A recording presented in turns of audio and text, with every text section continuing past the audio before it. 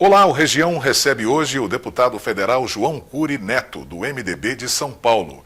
Ele está no primeiro mandato na Câmara dos Deputados e antes de chegar a Brasília, foi prefeito de Botucatu por 2 mandatos, secretário estadual de Educação e secretário de Habitação da cidade de São Paulo. Na Câmara, sua atuação concentra-se em municipalismo, educação, habitação e questões tributárias. Deputado João Cury, seja muito bem-vindo ao Região. É um prazer recebê-lo aqui hoje. Obrigado, Magalhães. Primeiro dizer da alegria de estar aqui com vocês. São João da Boa Vista, uma cidade que eu tenho um carinho, uma admiração e grandes amigos aqui. Fiquei muito feliz de te reencontrar. É um prazer estar aqui com vocês. O prazer é todo nosso. O deputado fez uma agenda aqui, né? Visitou a prefeitura, visitou também a agência de desenvolvimento, soube do trabalho do Centro de Inovação, que envolve a Unesp, os centros universitários locais. Qual a sua impressão desse equipamento importante para São João da Boa Vista, que discute tecnologia, o futuro da cidade? É a melhor possível. Primeiro porque ele nasce, né, de um projeto de médio e longo prazo que foi pensado lá atrás. Né? Ou seja, primeiro que já mostra que São João tem uma preocupação de planejar, né, e não ficar só apagando incêndio. Né, que esse é um grande problema que a gente encontra em muitos municípios.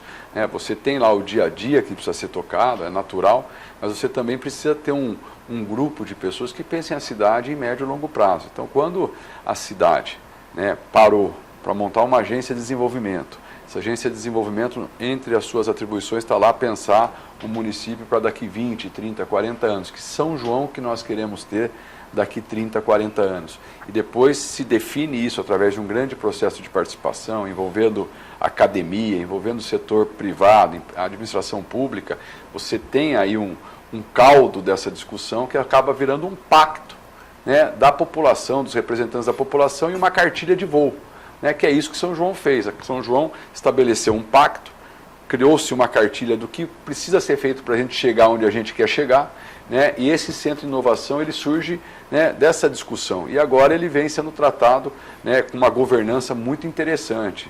Como eu disse aqui, a Unesp, as outras instituições de ensino, né, a iniciativa privada envolvida, o poder público apoiando e a flexibilidade de uma agência, né, que consegue dialogar, né, de forma mais flexível com todos eles. Então eu conversei bastante com a Amélia, com o nosso ex-prefeito, sempre prefeito, o Nelson Nicolau, né, com o prefeito Vanderlei, e a gente vem apoiando essas iniciativas, eu como deputado, seja apoiando, ajudando nas reflexões que são feitas, porque é uma área que eu gosto muito, o tema do desenvolvimento regional é um tema que me interessa muito, faz parte do meu mandato, e apoiando com recursos também, com emenda parlamentar, para que a gente possa colocar recursos para fazer os projetos, para a construção de daquele conjunto que se pensa para que esse ambiente de inovação, de pesquisa, desenvolvimento, possa acontecer numa cidade que está pensando isso como prioridade. E isso é muito bom.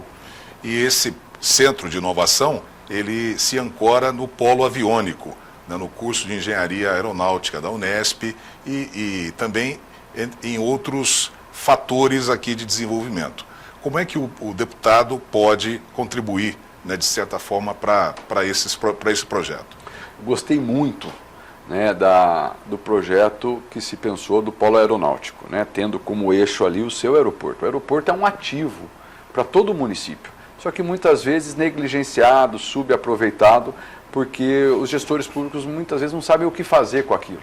Né? Aqui em São João também, vocês sentaram, discutiram que tipo de oportunidade esse ativo pode gerar para o município. Tem um aeroporto aqui, né? Que tipo de oportunidade a gente pode ter que possa gerar desenvolvimento econômico, sustentável, vocacional ao município, e vocês fizeram isso. Né? Vocês, a partir desse entendimento, a Unesp veio para cá com os cursos voltados ao setor aeronáutico, né? Já o plano diretor já se pensou numa expansão da área envoltória ali do aeroporto, ou seja, vocês estão prevendo a expansão daquela área, já garantindo que ela não seja contaminada por outros equipamentos que possam depois conflitar com o aeroporto, como acontece em muitos municípios. O aeroporto fica sufocado pelo entorno e depois ele praticamente não consegue operacionalizar. Aí você não desce aviões maiores, você não consegue botar o aeroporto para funcionar como poderia. Aqui não, aqui vocês estão pensando exatamente nisso. Eu levei lá na época em Brasília o prefeito, a Amélia,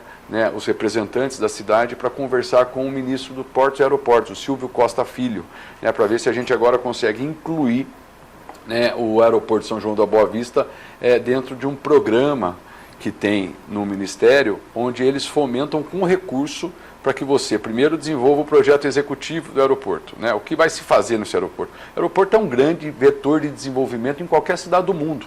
Qualquer cidade do mundo. As pessoas sabem disso, que isso gera negócio, gera riqueza, gera emprego, setor de serviços. Então, vocês enxergaram isso. Agora a gente está ajudando a tirar isso do papel.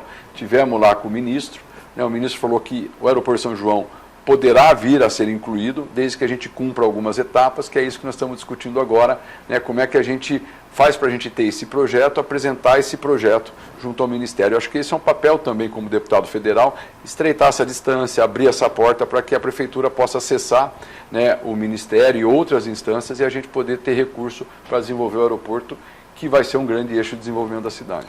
Deputado, mudando aqui da agenda regional para a agenda nacional, o deputado foi publicamente nas suas redes sociais defender a PEC que reduz o valor do IPVA, essa PEC de autoria do deputado Kim Kataguiri. Então, eu gostaria que o senhor explicasse o seu posicionamento em relação a essa proposta de emenda constitucional. Sou favorável, Magalhães. Eu acho que toda iniciativa que a gente tiver para reduzir impostos no Brasil, ela é bem-vinda. O Brasil é um dos países que tem a maior carga tributária do mundo. A população paga muito imposto, mas diferente de países que também se pagam muito imposto, mas que existe uma contraprestação de serviços públicos para a população, aqui você paga imposto e você não tem uma contraprestação na área da saúde, na área da educação, na área da segurança pública, do tamanho dos impostos que nós pagamos.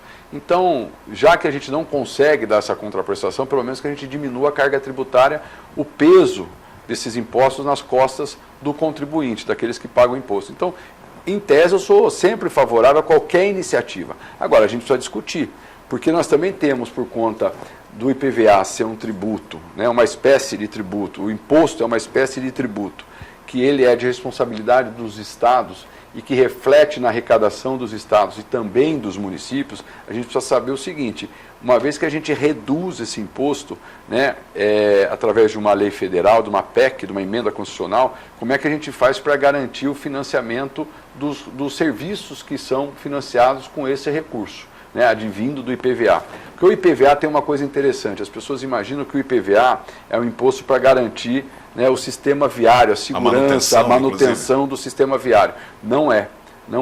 O IPVA, como todo imposto, o IPTU, o IPVA, né, o IPI, esses impostos, eles não têm uma destinação vinculada, ou seja, aquilo que você arrecada não está vinculado para uma finalidade específica. Sim, não é um imposto carimbado, né? Não é um imposto carimbado. Então, muita gente confunde isso.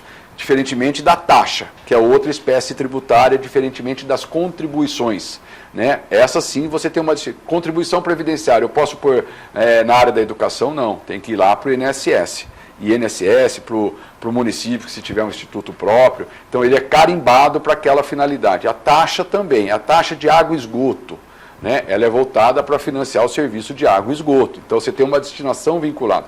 O IPTU, ele eu pago sobre o imóvel, né, sobre a propriedade. Ele pode ser usado na saúde, ele pode ser usado na segurança pública, ele pode ser usado na educação. O IPVA é a mesma coisa, porque o imposto, a figura do imposto, seja ele IPTU, IPVA, ele não é de uma destinação vinculada, carimbada, como você bem usou a expressão. E nesse caso, 50% da arrecadação fica para o município e 50% para o Estado. Como explicar para os prefeitos esse impacto, né, que essa PEC pode causar na arrecadação do IPVA? Primeiro, que é importante que se diga, por isso que essa discussão ainda vai acontecer no Congresso Nacional. Toda vez que você diz o seguinte: eu vou abrir mão, o poder público diz eu vou abrir mão de um determinado imposto, né, ele precisa dizer o seguinte: a lei de responsabilidade fiscal, ela determina que você faça o estudo de impacto orçamentário, ou seja, eu abro mão desta receita que hoje financia, em tese, a saúde, bem ou mal, muito ou pouco, ela está destinada para financiar a saúde, a educação. Quando eu abro mão disso, da onde que eu compenso essa renúncia que eu estou fazendo de não cobrar mais determinado imposto? Então eu preciso demonstrar. Aconteceu isso eu votei a favor né, da isenção do imposto de renda para quem ganha até R$5.000. Então, quando nós discutimos no Congresso a isenção do imposto de renda para quem ganha até R$5.000, na medida que as pessoas que pagavam imposto vão deixar de pagar e nós somos favoráveis, o governo federal teve que apontar o seguinte: eu estou abrindo mão de tantos milhões de reais de quem pagava imposto, né, e da onde que eu vou tirar dinheiro para compensar isso que eu estou abrindo mão?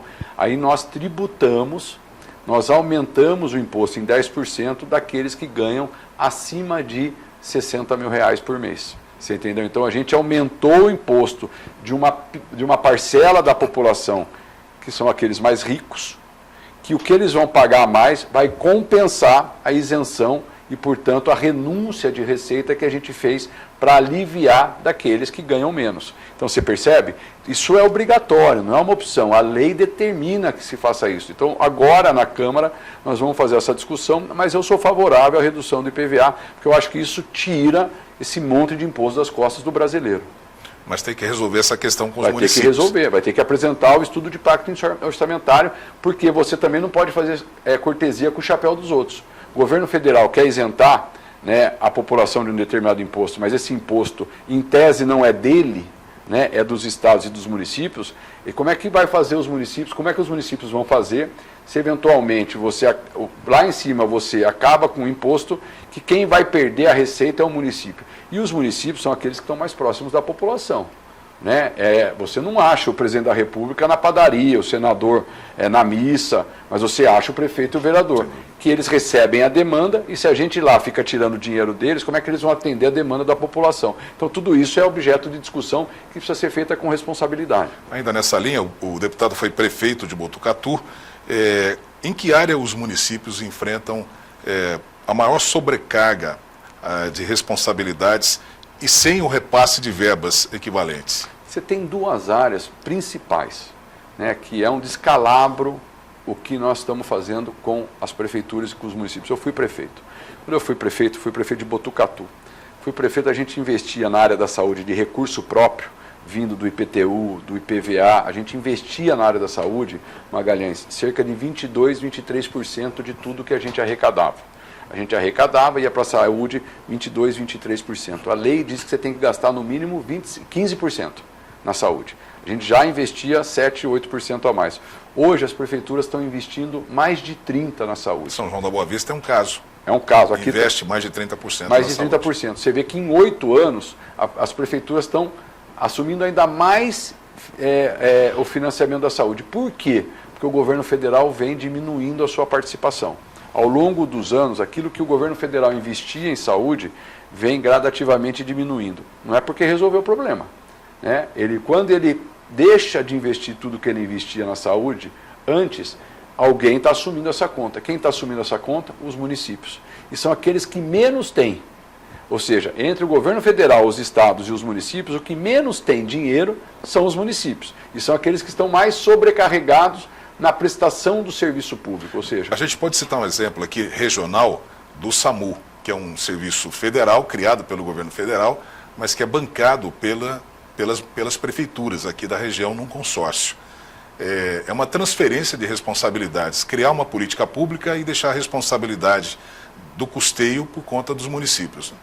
Total. Para você ter uma ideia, nós fizemos lá em Brasília, agora nós aprovamos a PEC 66, chamada PEC dos municípios, né, onde a gente prevê que as prefeituras possam parcelar suas dívidas com o INSS, certo? E também suas dívidas de precatório. A gente alongou essa dívida no tempo. Você sabe que eu estava aqui em São João da Boa Vista com o Vanderlei, um mês antes da gente aprovar a PEC 66. O Vanderlei me falou assim: João, nós temos um consórcio aqui de saúde dos 16 municípios, não é isso? Exato. Dos 16 municípios, que deve, se eu não me engano, na época devia cerca de 60 milhões de reais, esse consórcio devia, na área da saúde. E esses consórcios é composto por prefeituras, por municípios, né? Ele falou assim: é uma situação muito preocupante. E eu acho que, se eu não me engano, o Vanderlei era ou é o presidente do consórcio. Sim. Aí ele falou assim: João, o que dá para a gente fazer? Eu, na hora, liguei para o deputado Baleia Rossi, que era o relator da PEC 66, eu falei: Baleia, já que nós vamos fazer a PEC dos municípios, que prevê o alongamento da dívida né, um prazo maior de pagamento das dívidas das prefeituras com o INSS, vamos prever também, eu vou fazer uma emenda para colocar os consórcios, porque a dívida do consórcio aqui é previdenciária também. Falei, eu vou fazer uma emenda à PEC, para que a gente possa colocar os consórcios também e a gente alongar a dívida, né, parcelar mais a dívida dos municípios. E a gente conseguiu aprovar. Essa discussão nasceu em São João da Boa Vista. Essa conquista dos consórcios intermunicipais nasceu em São João da Boa Vista, num raciocínio muito simples. Se eu estou dando condições para a prefeitura, que tem dívida com o INSS, e são várias no Brasil, né, ampliar o prazo de pagamento dessas dívidas, por que eu não posso fazer isso com os consórcios? Já que se o consórcio não conseguir pagar, vai sobrar para quem? Para os municípios, que são consorciados. Ou seja, a gente, com essa discussão, naquela noite, eu liguei para o Baleia, no dia seguinte eu estava em Brasília, apresentei a proposta, a gente aprovou, aliviou o consórcio daqui, né, e acabou atendendo vários consórcios pelo Brasil afora. Então você vê como os municípios estão tendo que se virar nos 30 para poder fazer frente à realidade que bate na porta dos prefeitos, porque é na porta do prefeito que você precisa, a população bate para conseguir uma vaga na creche, para colocar mais médico no posto, para poder fazer o recap da rua, e você encontra o prefeito e o vereador, você não encontra, como eu disse aqui, o presidente da República na rua. E há um assunto recorrente, sobretudo em véspera de eleição, que é o Pacto Federativo. Precisa rever o Pacto Federativo, essa injustiça que acontece com os municípios de assumirem muitas obrigações que, em tese, seriam do governo federal ou do próprio governo estadual. Esse assunto está de volta? Tem uma nova abordagem para o Pacto Federativo? O Magalhães, é que você é muito educado quando você fala em injustiça, né? Eu digo que é uma sacanagem, que é uma afronta, né? O que vem... os outros entes da federação estão fazendo com o ente mais frágil, que é o município. União, estados e municípios, né? Desses, aquele que menos tem recursos são os municípios, e aqueles que mais têm responsabilidade junto à população. Na área da segurança pública, a maioria dos municípios do tamanho de São João, de Botucatu, com algumas exceções, como é o caso, por exemplo, de Mogi Mirim, né, não tinha 30, 35 anos atrás guarda civil municipal. A responsabilidade da segurança pública, ela era dos estados. Dos estados. Hoje, o Estado vem se retirando do financiamento na área da segurança pública, a ponto do município ter que montar guarda civil. Ele monta a guarda civil, ele assume uma despesa que ele não tinha, porque toda essa despesa da segurança era suportada pelo Estado. E uma atribuição que não é dele. Uma atribuição que, em tese, não é dele, né? Agora ele assume essa nova atribuição, né? Passa a ter uma nova despesa, porque você montou guarda, no dia seguinte você tem que abrir concurso público. Abriu concurso público, você tem que contratar gente. A despesa de pessoal é enorme, porque a principal despesa da guarda qual é? Com efetivo, com os agentes, né? Que agora polícias municipais, né? Então você assume uma nova despesa, depois você tem que comprar veículo, pagar combustível, comprar farda, armamento. Sabe quanto o governo federal, que devia estar fazendo isso e deixou de fazer e sobrecarregou a prefeitura, repassa para os municípios? Zero. Zero. Ou seja, eu não tinha essa despesa, porque eu não tinha essa atribuição. Agora eu passo a ter atribuição, tenho que montar uma força de segurança municipal, né, e passo a ter uma nova despesa. Isso não é uma mera injustiça, você percebe? Isso é uma afronta à autonomia, né, dos entes da federação, ao pacto federativo, que é um princípio constitucional que diz o que é a responsabilidade de cada um, da União, do Estado e dos municípios. Então, quando ele se retira do financiamento de uma determinada área e repassa isso para o município, né, a gente tem uma quebra de um princípio constitucional, que é o princípio do pacto federativo. Esse desequilíbrio entre os poderes está fazendo com que a gente viva essa bagunça e sobrecarregue os municípios que não estão mais aguentando. Muito bem, a gente vai rapidamente para o intervalo, voltamos em seguida.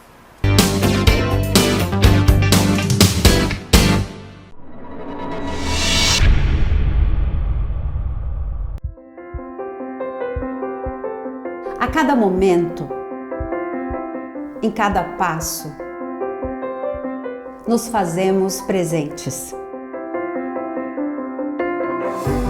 Estamos em 11 cidades do interior paulista, transformando a vida de mais de 67 mil pessoas.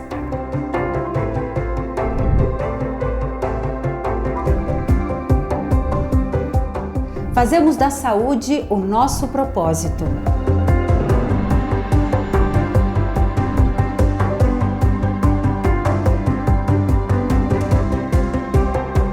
Nós somos a presença que transforma. Nós somos a Unimed Leste Paulista.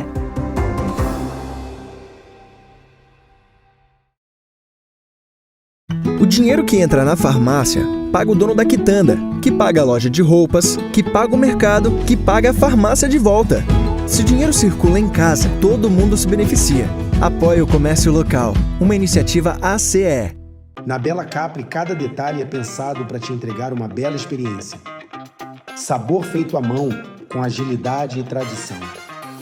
Pizzas a partir de R$ 49,90, peça com facilidade e rapidez pelo nosso aplicativo. E toda terça você aproveita 30% de desconto. Baixe o app e aproveite. Bela Capri, Avenida Durval Nicolau, 996. Entregamos para toda a cidade.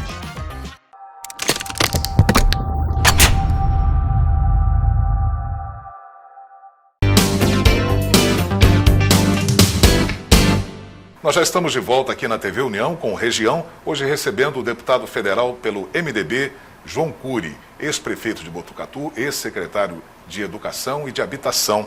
É importante a gente tocar nesse assunto agora da educação, mas antes eu gostaria de saber como é que a sua atuação parlamentar contempla também essa área. Eu fiz parte da comissão, como membro titular da Comissão de Educação da Câmara dos Deputados. Ali a gente trabalhou muito para poder viabilizar alguns projetos, sejam eles da minha iniciativa ou não. Vou te dar um exemplo. Eu fui a Taboão da Serra. Eu ando muito, o Magalhães, porque eu gosto de ouvir as pessoas. Eu acho que não dá para você fazer política engravatado no ar-condicionado, né, lá em Brasília, querendo adivinhar o que é bom para o povo. Né? O povo tem que dizer o que é bom para ele, e o político tem que ouvir, porque uma vez que você ouve, você vai formando a sua ideia, as pessoas vão te ajudando e você leva para Brasília uma atividade parlamentar mais rica, mais qualificada, porque aquilo que você faz, você sabe que vai impactar lá na ponta, porque você teve lá. Eu tive em Taboão da Serra, conheci uma menina que ela fazia cursinho pré-vestibular, terminou o ensino médio, menina de classe baixa, né? O sonho dela e da família dela era que ela fizesse faculdade. Porque ninguém da família dela ousou, pensou, sonhou fazer faculdade. Essa menina andava todo dia 8 quilômetros para ir para o cursinho pré-vestibular e 8 para voltar. Todo dia para realizar o sonho de fazer faculdade. Passou na faculdade. Cursinho pré-vestibular de periferia, né, que passou até um aluno na USP, na São Francisco, na Faculdade de Direito. Essa menina me inspirou. Essa menina me inspirou, eu fui estudar o caso. Falei, por que essa menina não tem transporte?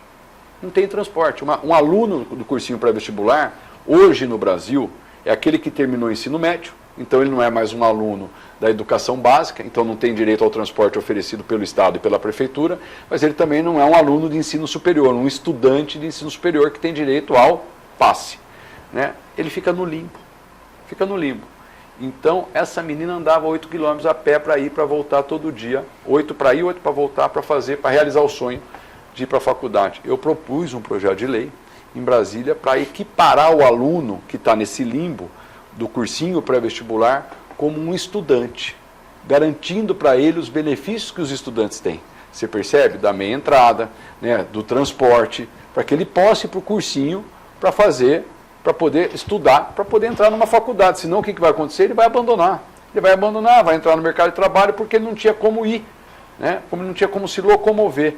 Então, esse é um projeto de lei meu que dialoga com uma realidade que eu vi em Taboão da Serra, inspirado por essa menina. Você entende? Então, eu faço muito isso. Vou te dar um exemplo. Eu fui prefeito de Botucatu, não me conformava que o professor que mora na zona rural, né, e que dá aula numa escola na cidade, e que muitas vezes você passa com o ônibus pegar o aluno que é vizinho do professor, esse professor não podia subir no ônibus. Pegar uma carona no ônibus escolar, havendo vaga, havendo assento. Né, porque a lei não permitia.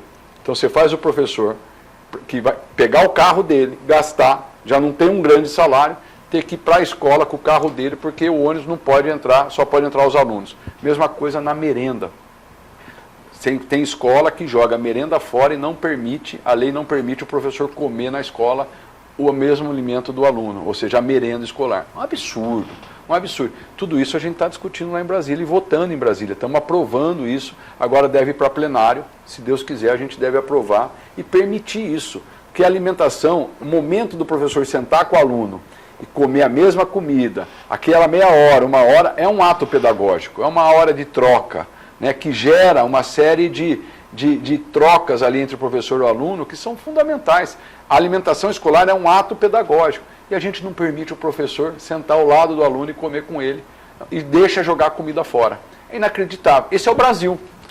E no âmbito das escolas ainda tem a questão da inclusão digital, né? Muitas escolas defasadas, e eu aproveito para te perguntar sobre a questão das escolas construídas em parceria público-privadas, como é o caso de São João da Boa Vista, Aguaí, cidades que estão sendo contempladas com esse modelo pelo Estado de São Paulo, pelo governo estadual. Eu sou favorável. Eu acho que o que você tem que garantir na mão do poder público é o processo pedagógico, ou seja, aquilo que vai ser ensinado para os alunos.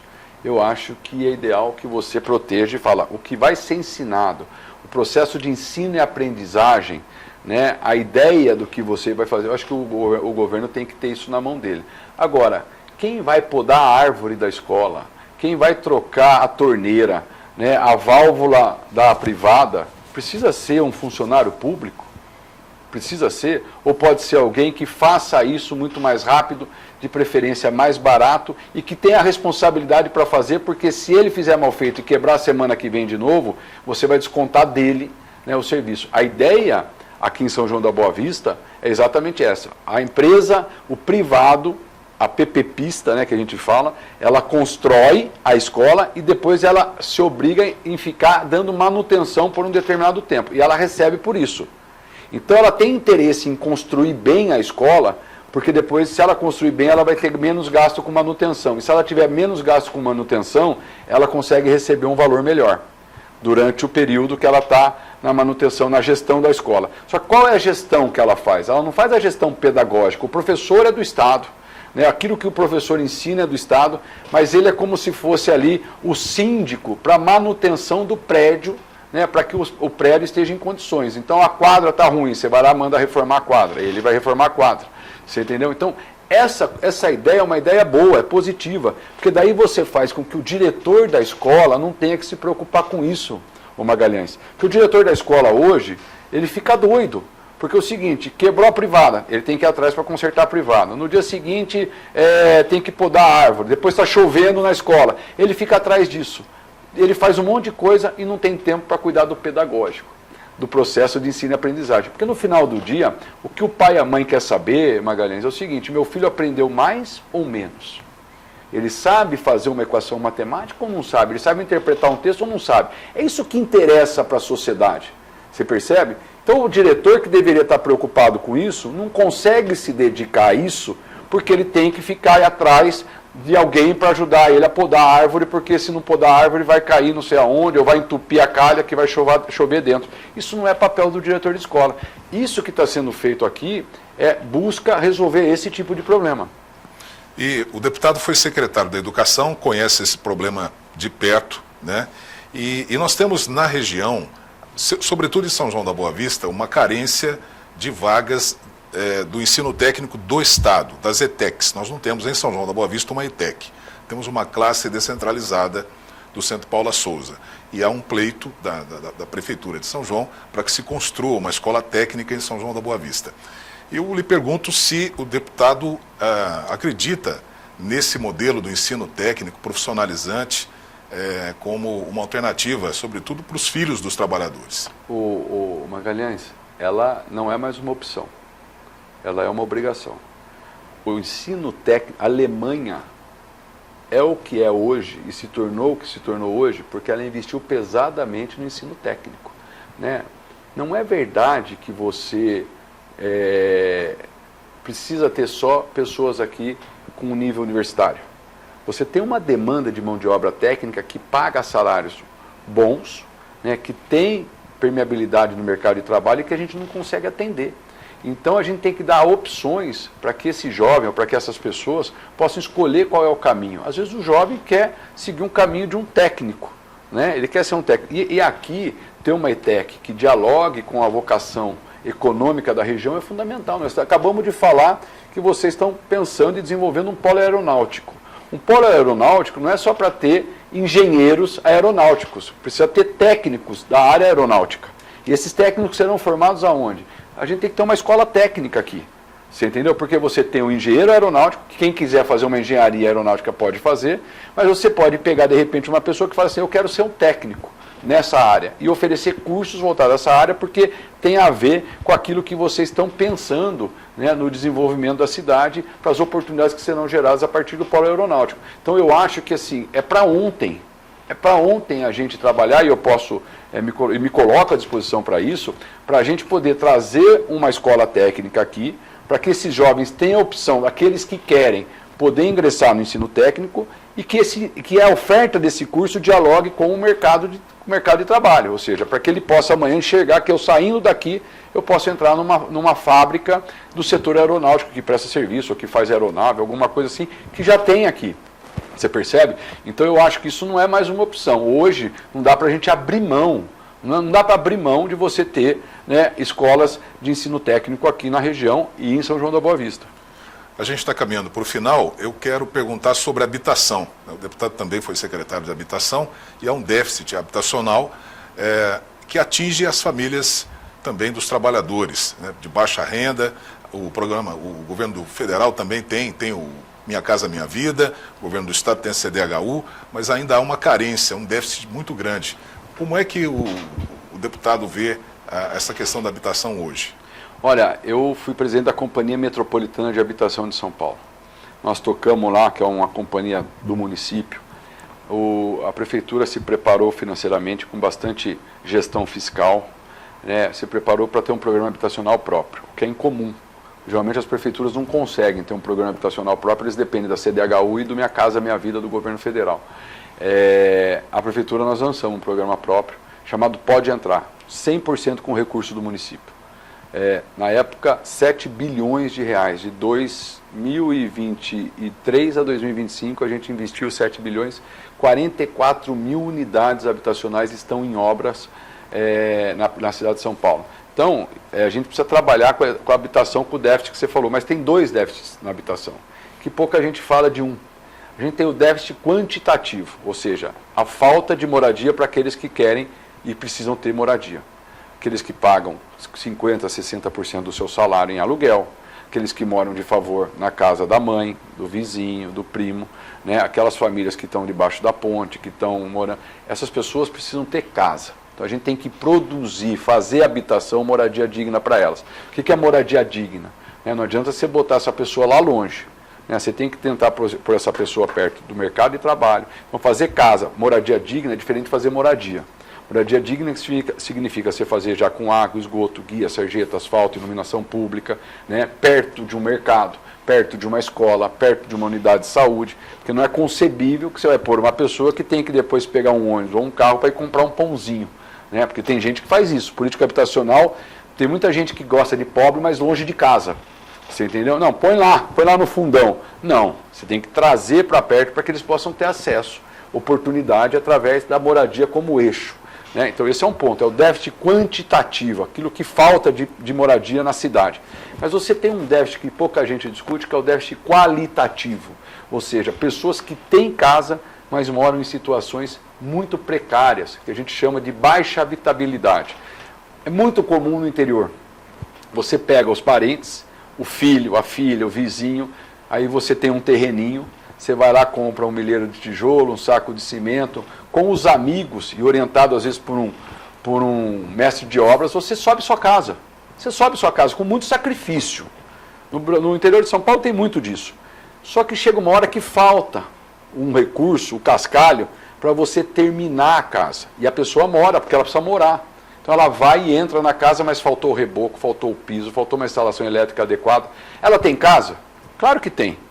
É uma moradia digna? Não. Precária. A gente lançou em São Paulo, eu lancei em São Paulo junto com o prefeito Ricardo Nunes, o programa de melhorias habitacionais.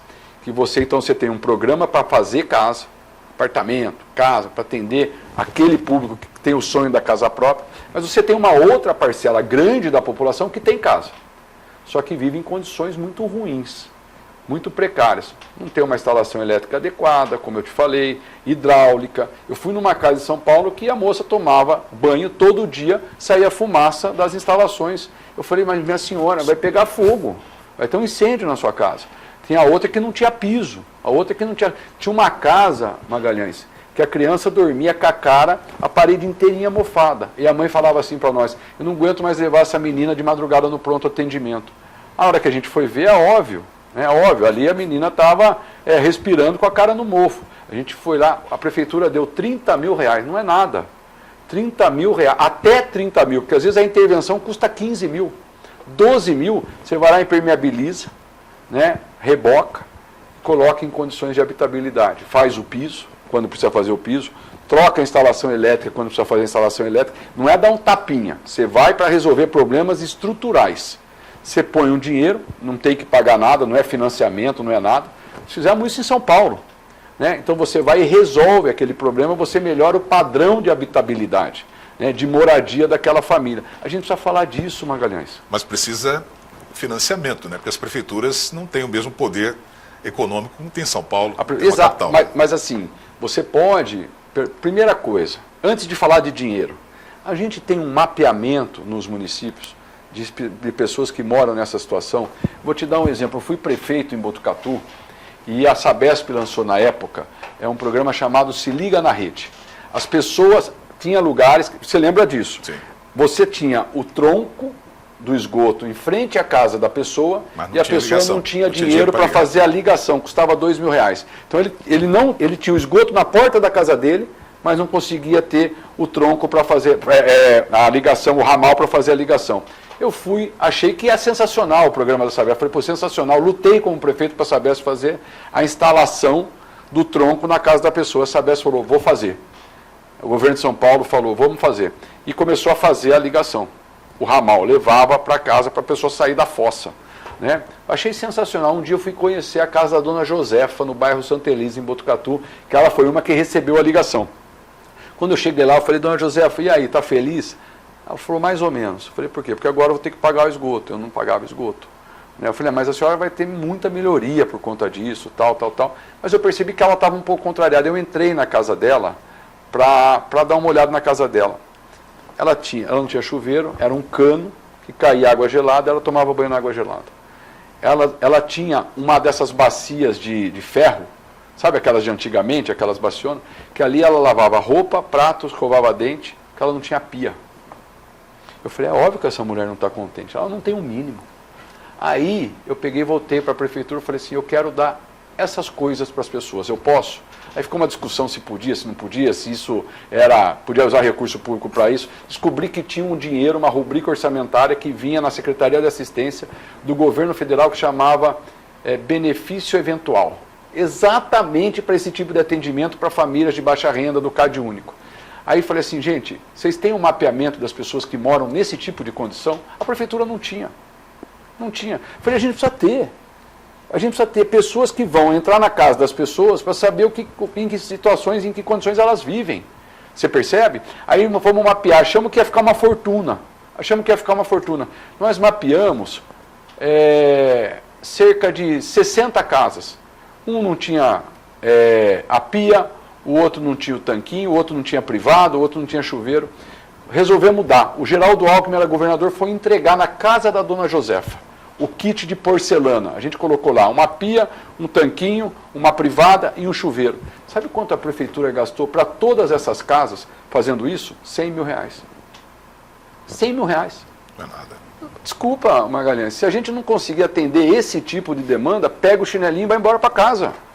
Deputado João Cury, prazer em revê-lo. Muito obrigado pela presença aqui hoje. Prazer foi meu. Gostei muito de te reencontrar. Um grande abraço a todos vocês. Muito obrigado. E nós vamos ficando por aqui. Obrigado pela sua companhia e até o próximo Região.